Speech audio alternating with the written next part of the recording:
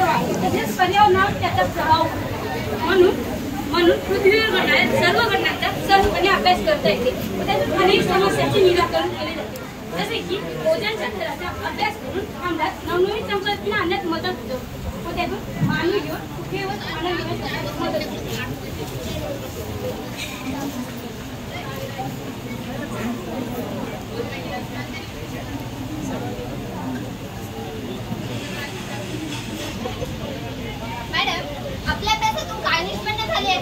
हे बघा, समीकरणाने उत्पादित शेवाई आजच्या संशोधनानुसार सिद्ध होते की येणारा प्रदूषण धोकादायक वाटतो. कारण ओझोनच्या थराला CO2च्या वायूमुळे खूप मोठ्या प्रमाणात हानी पोहोचत आहे.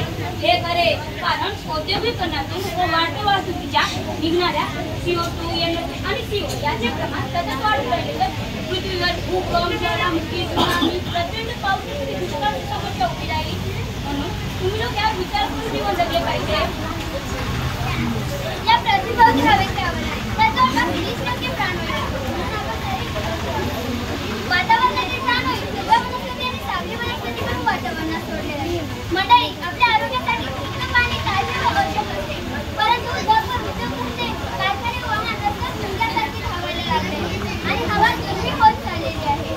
माणसाचं आयुष्य जसं क्षणाक्षणाला कमी होत असतं, त्याचप्रमाणे जगातील वन माणसाच्या राक्षसी लालचीची शिकार होत आहे. एकीकडे वृक्षतोड करून प्राणवायू निर्माण करणाऱ्यांचा नाश पावत झालेला आहे तर दुसरीकडे कारखान्यातून निघणारी विषारी वायू अहोरात्र वातावरणात ठेवले जाते. जसे कार्बन मोनॉक्साईड सारखे विषारी वायू 300 ते 350 विषारी घटक वातावरणात सोडतात. त्यातच एक CO2चे प्रमाण सतत वाढत आहे. वनांचा नाश झाल्यामुळे CO2चे प्रमाण वाढून त्याचे तापमान वाढत आहे. त्याला हरितगृहाचे परिणाम म्हणतात. म्हणून मंडळी, आपण याकडे विशेष लक्ष दिले पाहिजे. तर मॅडम, हरितगृह परिणाम ही एक नैसर्गिक प्रक्रिया आहे. यामध्ये कार्बन डायऑक्साईड, मिथेन वायू आणि पाण्याची वाफ यासारखे हरितगृह वातावरणातून प्रकाश जातात आणि या पृथ्वीला उबदार करतात आणि जलसृष्टी पण योग्य राहते.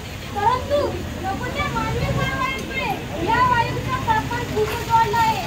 म्हणून आम्हाला भीतीवाणी काय मॅडम, पुन्हा आम्हाला सुचवावे.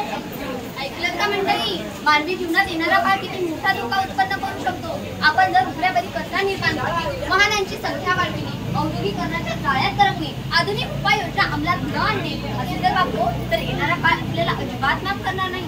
प्रत्येक जण आपल्या हितासाठी त्या सृष्टीचे सौंदर्य नष्ट करतो आहे, हे सत्य आहे. जसे की घर बांधकामासाठी, रस्त्याच्या दुर्गंधा वाढविण्यासाठी, औद्योगिकरणाच्या जाळ्यात विळखा पसरविण्यासाठी मोठ्या प्रमाणात झाडे तोडून आपण भौतिक सुविधा लुटतो आहोत. यामुळे CO2चे प्रमाण वातावरणात जाऊन ओझोन सारख्या थराला हानी करतो आहोत. हे कुठेतरी थांबवले पाहिजे. यावर काहीतरी उपाय करू. जागतिक तापमानावर रोखण्यासाठी, CO2चे प्रमाण कमी करण्यासाठी झाडांची संख्या वाढवूया. जंगलखाची जमीन 3 ते 5 पट वाढवूया. CO2चे प्रमाण थोपवायचे असल्यास CO2ची निर्मिती कमी करूया. CO2चे प्रमाण जास्त झाल्यास सागरात सोय करूया. आणखी एखाद्या अविघटन संयुगात रूपांतर करूया. पेट्रोल, डिझेल यांसारख्यांपासून वीज तयार करण्यापेक्षा सौर ऊर्जा, पवन ऊर्जा आणि जल ऊर्जा यांचा वापर करूया. बघा मंडळी, मी वरी सांगितल्याप्रमाणे आपण आदर्श शपथ घेऊ ही सौंदर्य सृष्टी वाचवू अशी माझी सर्वांना हात जोडून विनंती आहे. झाडे वाचवा, झाडे जगवा, झाडे लावा.